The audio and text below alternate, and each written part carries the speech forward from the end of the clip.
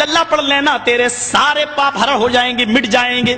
یہی تو اللہ کے نبی نے کہا تھا ان الاسلام یہدم ما کان قبلہ، اسلام لے آؤ۔ اسلام کب لایا جاتا ہے؟ جب کلمہ پڑھا جاتا ہے۔ ما کان قبلہ، جتنے بھی گناہ تم نے کیے ہیں سارے کے سارے گناہ معاف ہو جائیں گے۔ جو کلمہ تم پڑھتے ہو وہی تو وہ بھی پڑھتے ہیں، فرق اتنا ہے۔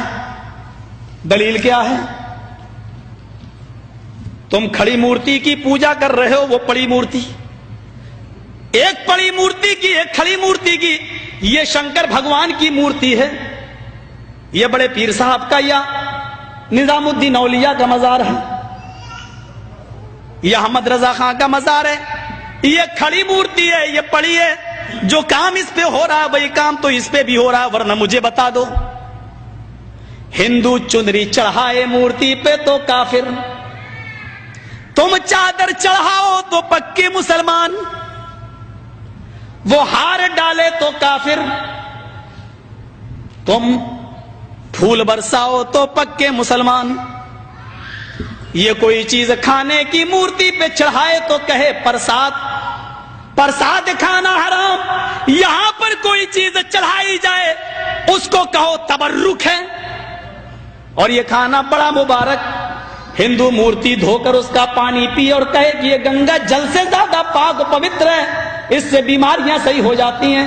مسلمان عرس کے موقع پر قبر دھو کر پانی اس کے بوتلوں میں بھرے اور کہے کہ اس کے آگے تو زمزم بھی فیل ہے، تو یہ پکا مسلمان۔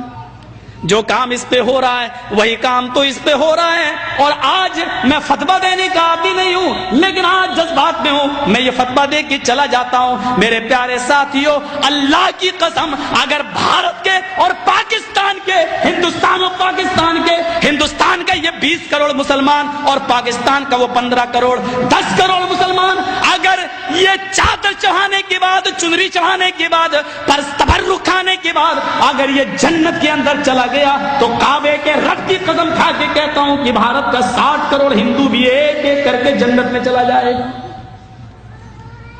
اور اگر بھارت کا ہندو جنتی نہیں ہے تو اتنا یاد رکھنا کہ پھر تم اپنے مسلمان ہونے کا سرٹیفکیٹ پیش کرو۔